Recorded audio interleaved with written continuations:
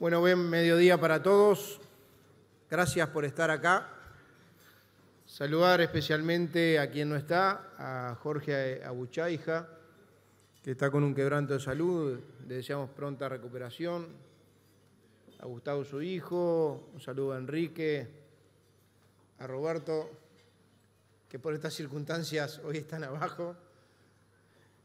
Pero bueno, vine con mucho gusto a agradecerles la invitación. Yo soy como el chico cero falta acá, ¿no?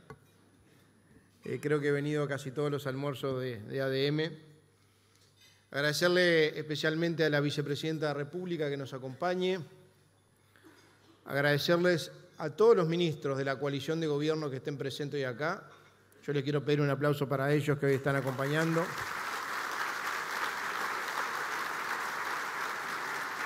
Y al prosecretario de la Presidencia. Agradecerles a las autoridades nacionales, departamentales y a muchos intendentes que les quiero agradecer especialmente la presencia.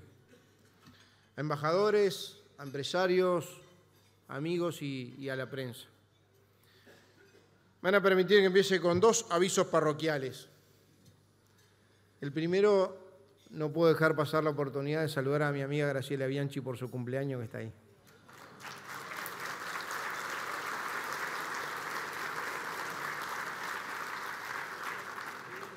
Y el segundo creo que es una buena noticia. Yo no voy a poner ni foto, ni PowerPoint, ni voy a poner gráficas hoy. Voy a tratar de dialogar con ustedes, sobre todo después de 4 años de gobierno, de mucho trabajo a las puertas de un proceso electoral, donde se impone hablar de lo que construimos y sobre todo, lo más importante, hacia dónde vamos. Más que una lista de hechos en sí, es una concepción que nos inspira a que sean, más que los hechos, ideas vivas, porque eso genera un rumbo virtuoso de logros, de avance y de transformaciones. Voy a decir así porque no puedo dejar de mencionar algunos hechos importantes en estos casi 4 años de gobierno. Porque a nuestro juicio, y dicho con todo respeto, pero muy convencido, este rumbo de gobierno transformó el país e hizo del Uruguay un país más justo, más libre, más confiable y más próspero. El camino al desarrollo lo empezamos el 1 de marzo del 2020, cuando Luis Lacalle Pou asumió la presidencia de la República, asumieron los ministros, asumió este gobierno y empezamos a generar y a gobernar con una coalición inédita de 5 partidos que hoy están todas representadas acá, incluso está el diputado Daniel Peña por ahí. Una coalición que muchos decían que no se iba a dar y se dio, y quien iba a gobernar y gobernó. Y esta coalición de gobierno, este gobierno, tuvo que transitar por 5 crisis. La pandemia, la seca en el verano, dramática, la guerra de Rusia a Ucrania, con los efectos en la inflación, en el petróleo, en los cereales, en los fertilizantes, la crisis hídrica con la sequía en el invierno histórica, hace 83 años que no había, por lo menos desde que se llevan registro. Y por último, no podemos negar la situación de volatilidad cambiaria con Argentina, que obviamente afecta a todo el litoral. Y además, tenemos que decir que no es un gobierno como cualquiera, químicamente puro en 5 años, porque los primeros 2 años a este gobierno, a cualquiera, pero a este en particular lo condicionó la pandemia. Y la prioridad en los primeros 2 años fue la salud de los uruguayos, cuidar a su gente, amparar a su gente y que la economía no se cierre. La presentación de hoy la voy a dividir en 3 partes. La primera de ellas es cómo ordenamos la casa. La segunda, mostrar el modelo uruguayo de camino al desarrollo. Y la tercera, en perspectiva, lo que viene. Lo primero fue ordenar la casa. Vamos a repasar rápidamente lo que era el Uruguay el 1 de marzo del 2020. Estamos hablando de un desempleo de 10.5%, así recibimos el Uruguay. 194.000 uruguayas y uruguayos sin trabajo. Un déficit fiscal récord en 30 años, 5%. 200.000, quizá un poquito más de uruguayos en asentamientos. Aumento del gasto público, problemas en educación, baja inversión, mal posicionamiento internacional, deterioro en seguridad pública. Y yo en el último almuerzo del año, en honor a que es el último, tengo que ser absolutamente franco, dicho con respeto, pero no voy a dejar de decir lo que pienso. El Frente Amplio, hoy oposición, lo que no hizo es porque no quiso, no porque no pudo o porque no supo, porque tuvo las tres condiciones esenciales que cualquier gobernante sueña. Tuvo tiempo, tuvo poder y tuvo dinero. ¿Qué quiere decir con esto? Tuvo tiempo, 15 años en el gobierno. Tuvo poder porque en los 15 años tuvo mayoría parlamentaria. Y tuvo dinero porque la mayoría de esos 15 años tuvo viento de cola. O sea, nosotros lo primero que hicimos fue ordenar la casa, que es ni más ni menos hacer lo que había que hacer. Ordenar la casa tiene varias connotaciones, yo las voy a mencionar rápidamente, pero me parece que está bueno repasarla con ustedes en esta charla, en este mediodía. Ordenar la casa, en primer lugar, fue ordenar la economía. Como le dije, hoy recibimos un país con alto déficit fiscal, alto endeudamiento, baja inversión, con alta inflación. Íbamos rumbo a perder el gran inversor.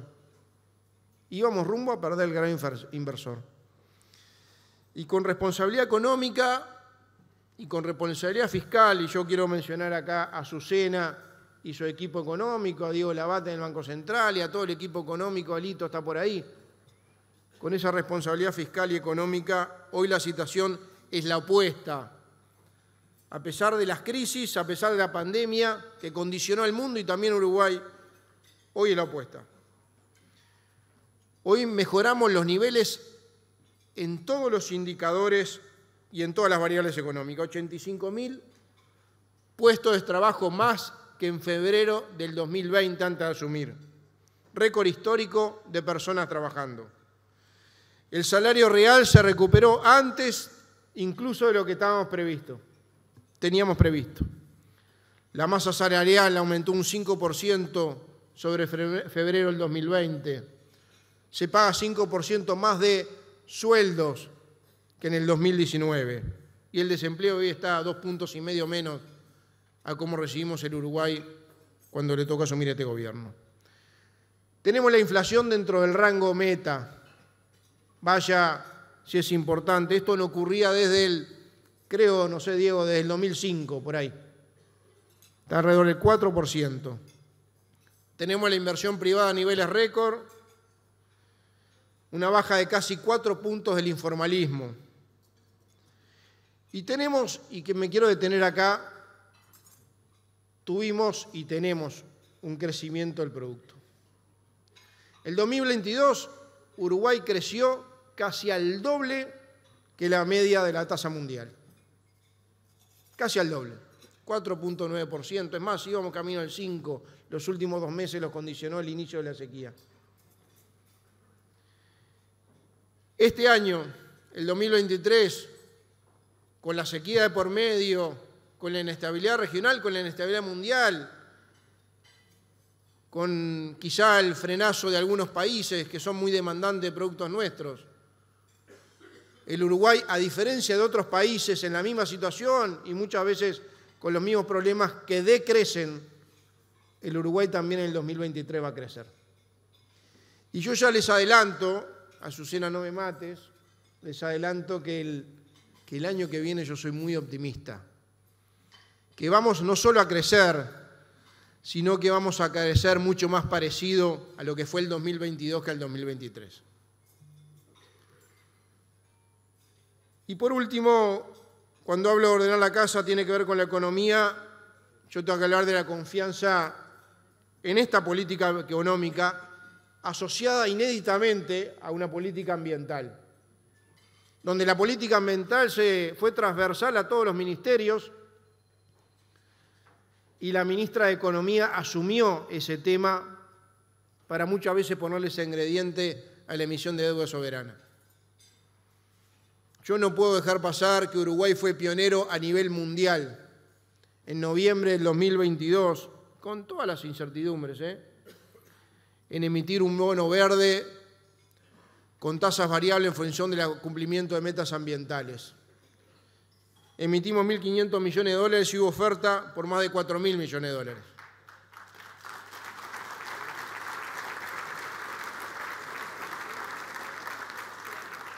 Pero lo más destacable no es lo del 22, que Uruguay crecía a esas tasas que yo le hacía mención. Este año, que es un año más convulsionado, que Uruguay tiene una seca de invierno y de verano, que el mundo está convulsionado, que China frenó su crecimiento.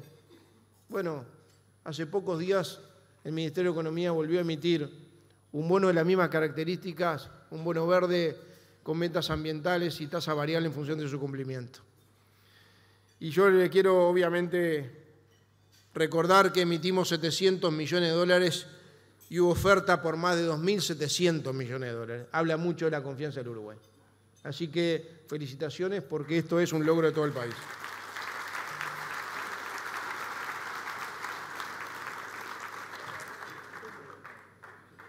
Ordenar la casa es poner en marcha la postergada transformación educativa. Acá está Paula Silveira, Robert Silva, parte del equipo del Codicen de Educación. Vivíamos una grave crisis educativa. Siempre se miró para el costado y decir clarito, siempre dejaron que mandaran los sindicatos. En vez de que el poder político lidere la educación. Este gobierno se hizo cargo y tomó la rienda de la educación. Y la LUC, donde voy a hacer referencia en varias partes de mi exposición a la Ley de Urgente Consideración, Ferrés fue gran parte de su redactor. La LUC permitió darle una base jurídica indispensable para la transformación educativa, donde el primer objetivo es cambiar la tendencia a la deserción, sobre todo en enseñanza media, y se está cambiando. Reforma educativa que se tuvo que hacer en el 4º año de gobierno por la pandemia, donde hubo cambios en la gobernanza, sobre todo lo que tiene que ver con la dirección de la educación, estábamos hablando de los sindicatos, cambios en la gestión de los centros, porque le dimos más autonomía a las direcciones, cambios curriculares y cambio en la carrera docente. Dimos por primera vez en la historia título universitario a los docentes de la educación.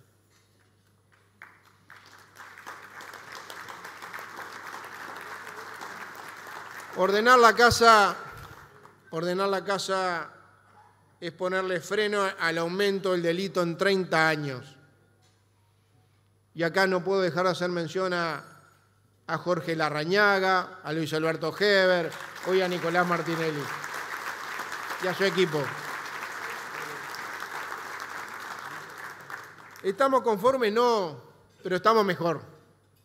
Frenamos la tendencia donde cada gobierno superaba al otro. El 2018 y el 2019 deben haber sido los años más violentos de los últimos tiempos, con más de 30.000 denuncias de rapiña y más de 140.000 denuncias de hurtos.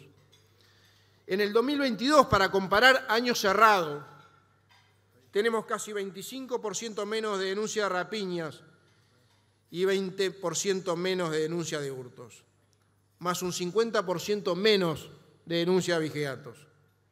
También se bajaron los homicidios y tenemos, y acá hay una también quiero hacer mención a una tarea especial coordinada con el Ministerio de Defensa Nacional, Javier, que está hoy acá.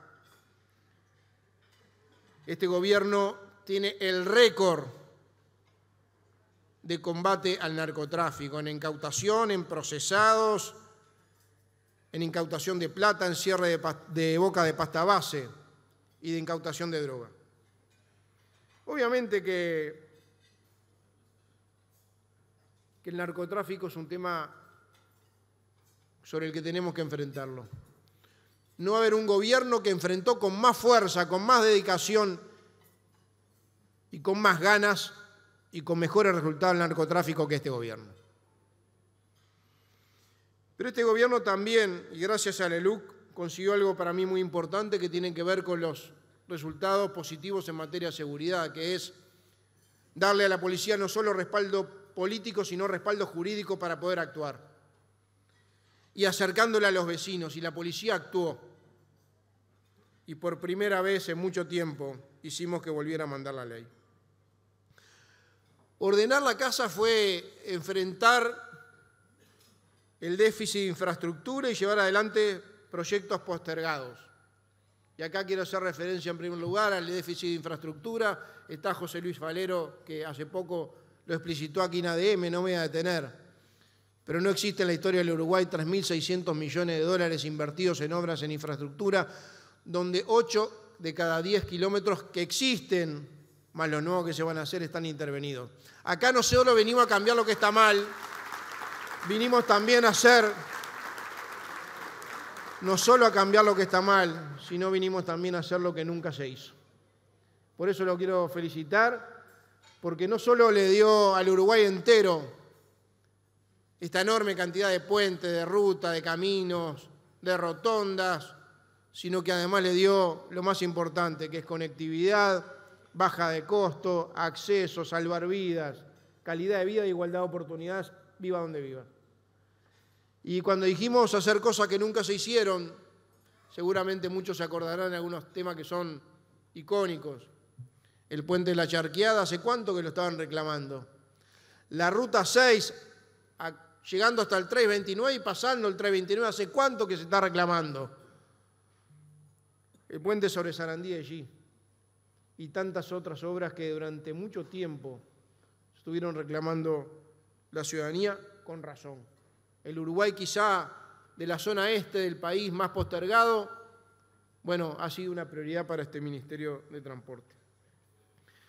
Hicimos la mayor inversión en agua en los últimos 150 años, que es el proyecto Arasatí. 295 millones de dólares para generar una fuente alternativa inagotable de agua potable para la zona metropolitana que impacta en 1.800.000 uruguayos. ¿Se podía haber hecho antes? Sí. ¿Se tenía que haber hecho antes? Sí, no hubiéramos pasado lo que pasamos este invierno. Pero este gobierno, a pesar de la pandemia, en el medio de la pandemia, empezó a preparar los pliegos y a hacer lo que tenía que hacer.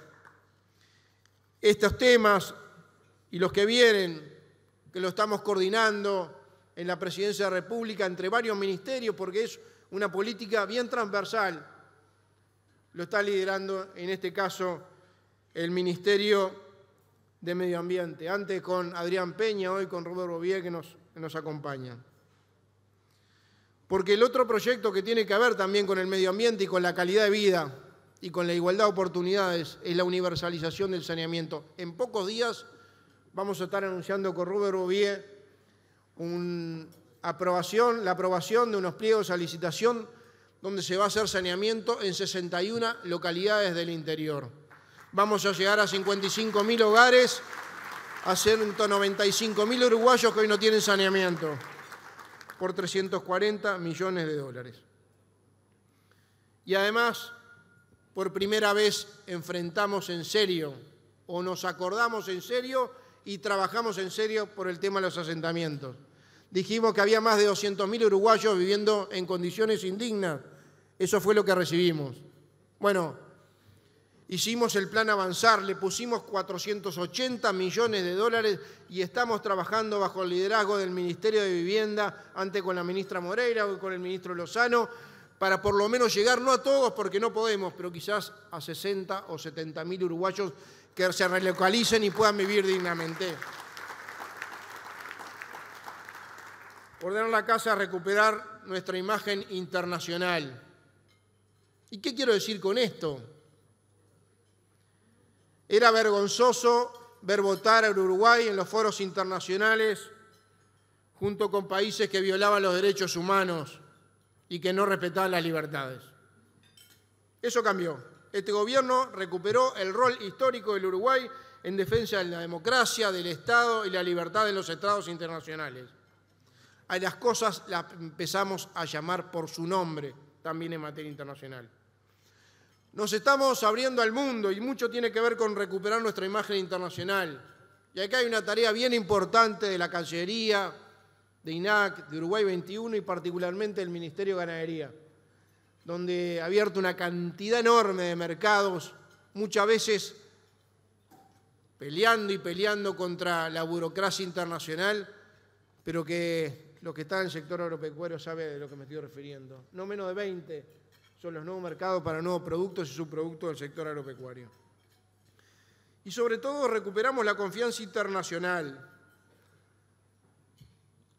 Azucena, digo, hay 4 calificadoras de riesgo, que a diferencia de lo que le pasó a muchos de nuestros vecinos de América Latina, no solo no nos bajaron la nota, sino que nos la subieron.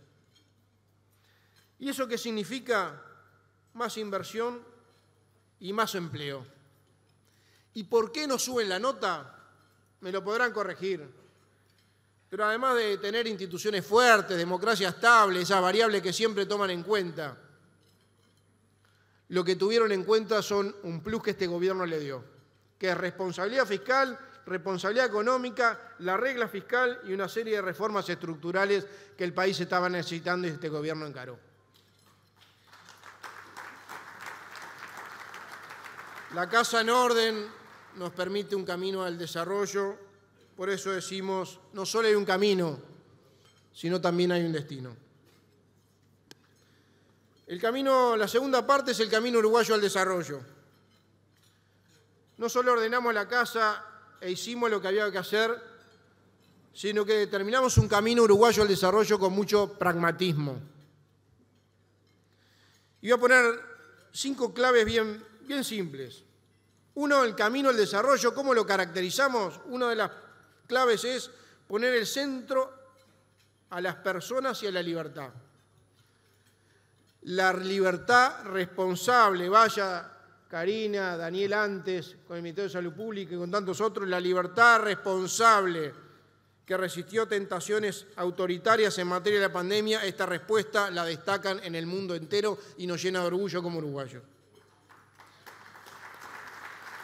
Y en cada crisis de las que mencioné apostamos a la persona como centro de las políticas públicas. El Estado, los políticos, los funcionarios públicos, nos debemos a las personas, somos sus empleados y las personas son el centro de nuestras acciones. Se consagró la ley de urgente consideración, que era una ley que representaba nada más ni nada menos que un programa de gobierno de la coalición, que es la columna vertebral de nuestro gobierno.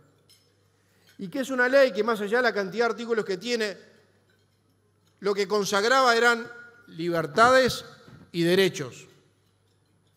Libertades y derechos. O bajar el tiempo para las adopciones no tiene que ver con las libertades y con los derechos.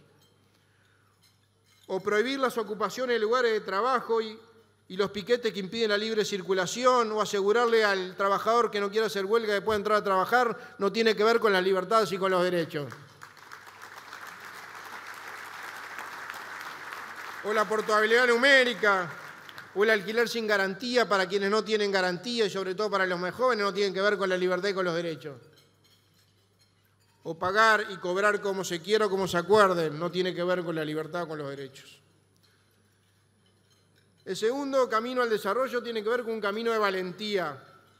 Y acá quiero destacar especialmente el rol del Ministerio de Trabajo y Seguridad Social y particularmente también de Rodolfo Saldain.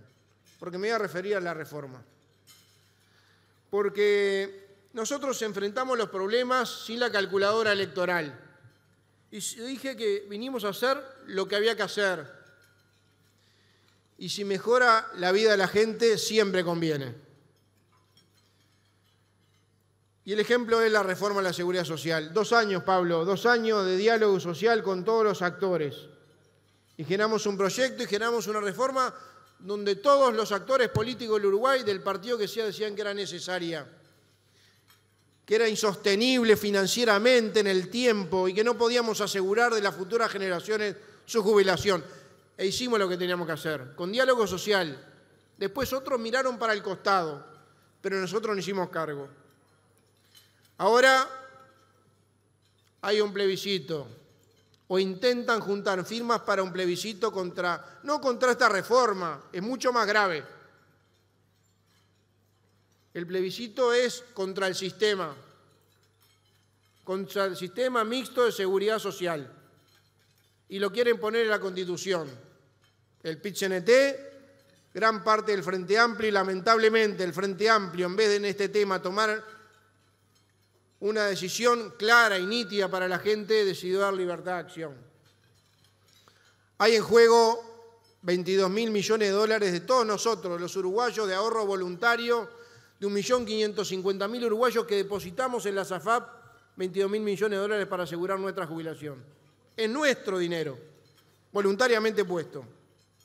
Bueno, nosotros no vamos a especular con andar consultando, nosotros vamos a ser claritos, vamos a hacer campaña en contra de este plebiscito y vamos a defender el ahorro de los uruguayos.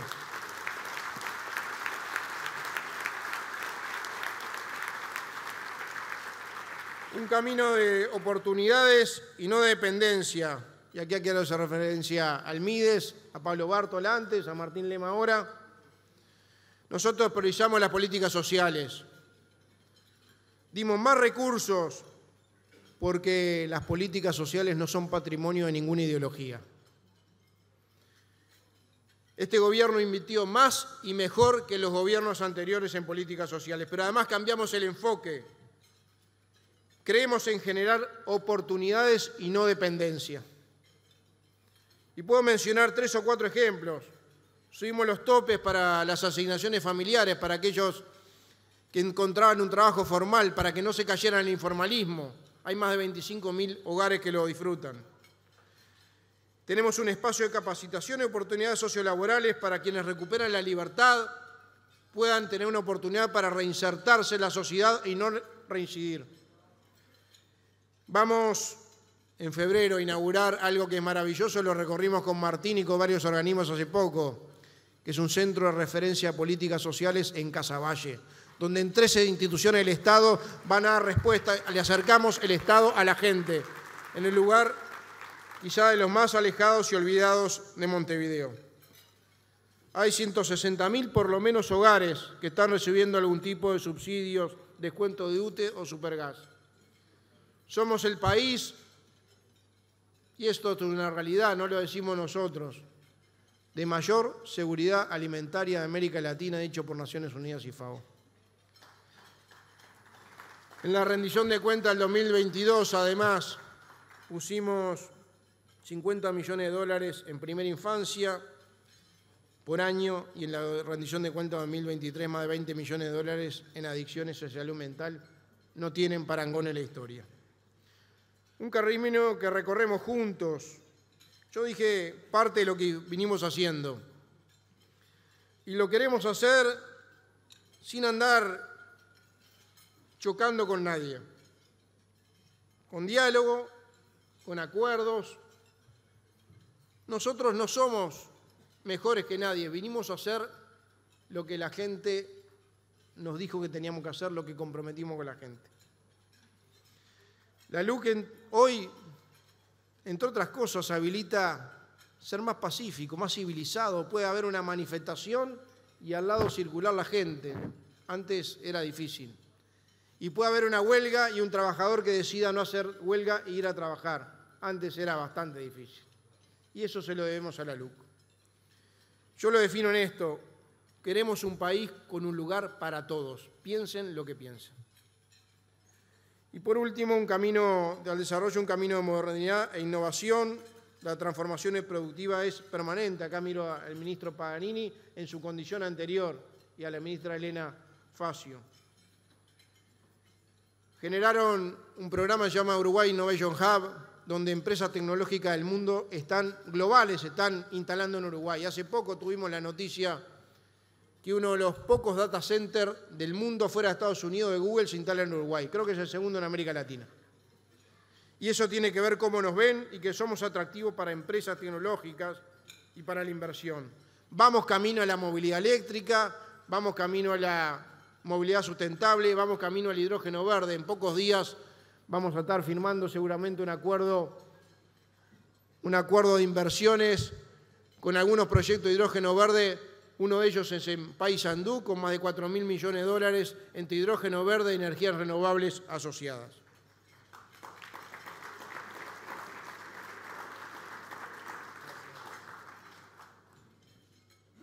No hay hoy un centro educativo público en todo el Uruguay, ni escuela ni liceo, que no tenga internet. El último lo inauguramos con el presidente en Colonia La Valleja cuando se despedía y tengo que hacerle un reconocimiento ante él, particularmente a Gabriel Gurméndez.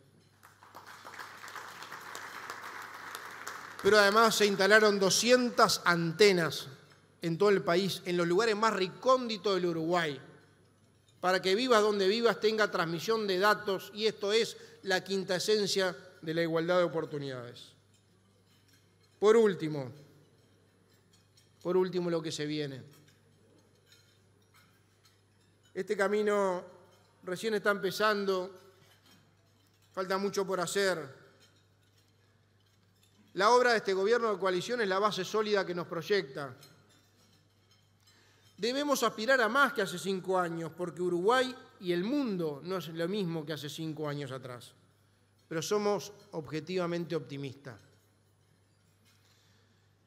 Creo que personalmente, en la próxima instancia, aparte de la coalición de gobierno, va a tener que poner arriba de la mesa algunos temas vinculados a agenda pro competitividad, modernizar las relaciones laborales, acceso a mercados, hasta temas como un plan nacional de riego que se mire a largo plazo. Un Estado más simple, con menos burocracia, incorporando el concepto de inteligencia artificial.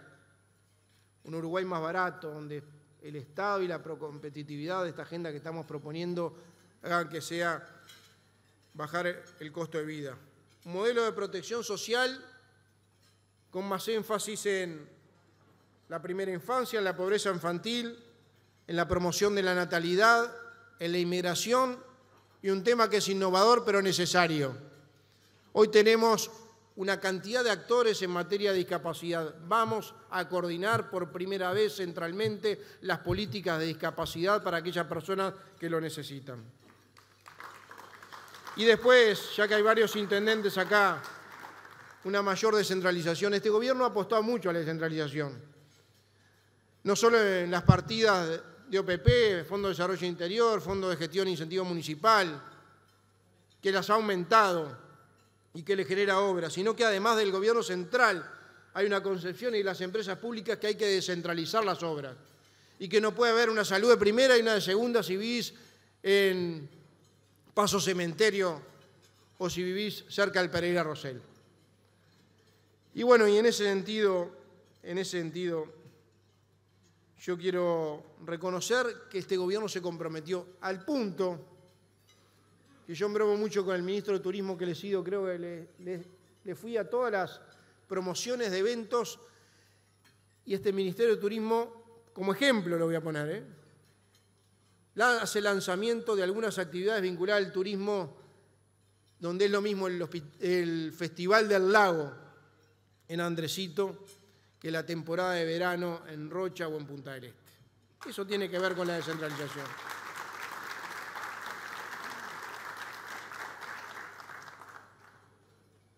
Es tiempo, como dije, de avanzar y mirar para adelante. Y dije yo que era optimista, ¿verdad? Dije que era optimista, que era objetivamente optimista.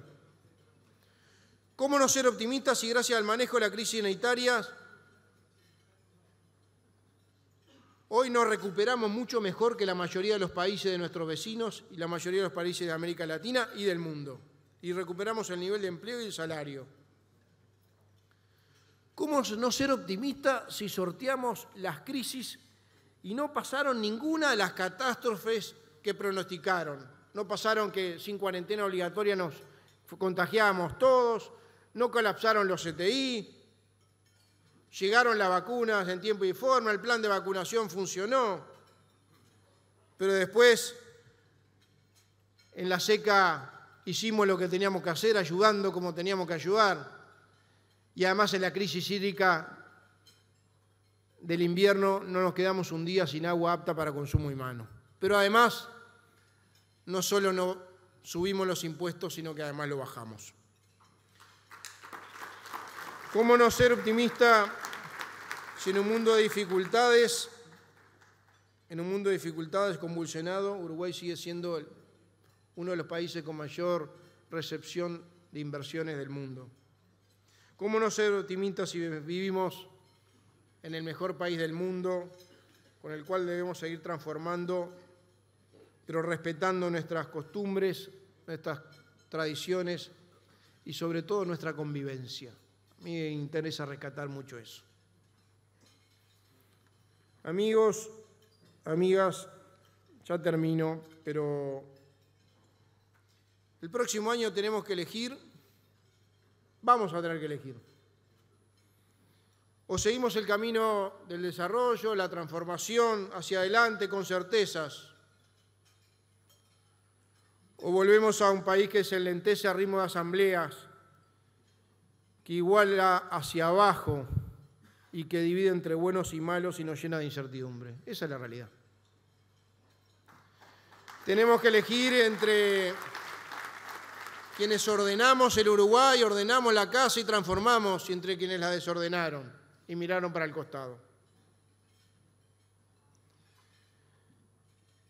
Hace poco tuvimos un episodio que lo quiero mencionar para llegar al final, que fue en el Cerro. Todos los que estábamos acá participamos del episodio, donde estábamos inaugurando un hospital del Cerro que hace décadas esa zona tan populosa de Montevideo lo merece y lo reclamaba. Y obviamente estábamos aplaudiendo, como la mayoría de los habitantes del Cerro y las zonas aledañas. Sin embargo, un grupito insultaba a los gobernantes e insultaba hasta el himno nacional.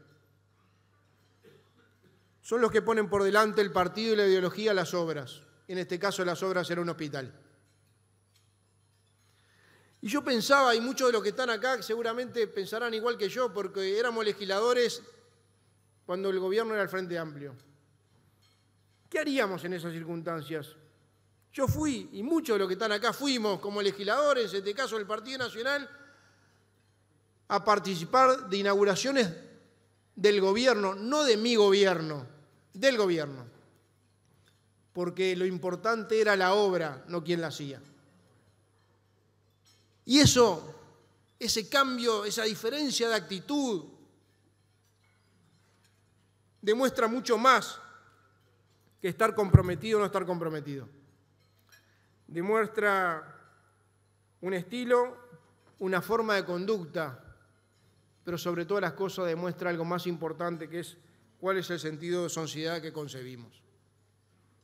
Queremos nosotros y bregamos por un Uruguay unido, tolerante, con diferencias, con diferentes desafíos, pero sobre todo tolerante, que abra caminos y que cierre brechas, capaz de construir futuros, ojalá que en la mayoría de los temas entre todos.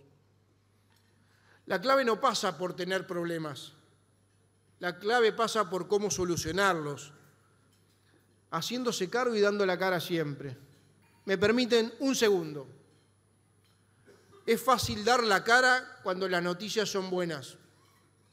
Es una papa.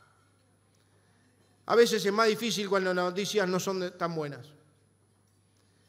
Y a nosotros desde el 13 de marzo del 2020 nos vieron junto a los ministros, al presidente de la República dando la cara para anunciar la emergencia sanitaria, dando la cara para anunciar el primer muerto por COVID, que fue un amigo nuestro, dando la cara para anunciar que estábamos permanentemente dando amparo, haciendo medidas sanitarias, ampliando los CTI para que ninguno se quedara sin atención.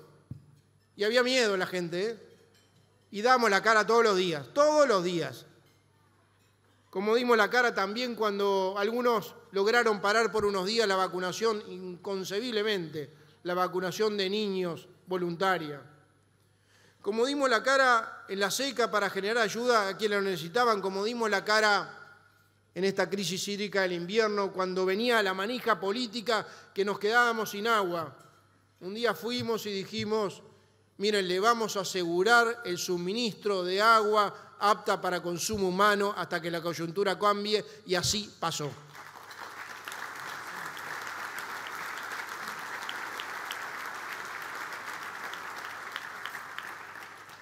Llegamos al gobierno y a los 13 días la pandemia nos hizo recalcular, pero no nos mató los sueños.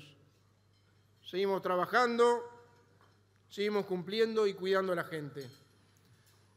Pusimos al país de pie y empezó a caminar. Y ahora, con esta base de desarrollo, podemos desafiarnos entre todos a pensar juntos el Uruguay del 2030. Miren, acá somos todos actores políticos, todos los que estamos acá, todos actores políticos. Y el año que viene, todos nosotros vamos a estar actuando en política. ¿Y saben lo que? Vamos a ir con la tranquilidad de conciencia a hablarle a la gente, a decir que cumplimos con lo que prometimos y quizás un poco más. Y con esa tranquilidad de conciencia de decir que cumplimos con lo que prometimos y quizá un poco más, llegar a la conclusión, y ojalá la gente llegue a la misma, que valió la pena cambiar el 2019. Pero voy a decir algo más. Si hacemos lo que estamos haciendo, si seguimos haciendo lo que estamos haciendo, con este esfuerzo, con esta dedicación, con este horizonte, con esta base de crecimiento y desarrollo, bueno, vamos con la misma tranquilidad de conciencia el año que viene a pedirle no solo a los que nos votaron, a todo el Uruguay, que nos generen de vuelta la oportunidad de darnos la confianza, porque vale la pena seguir cambiando. Muchas gracias.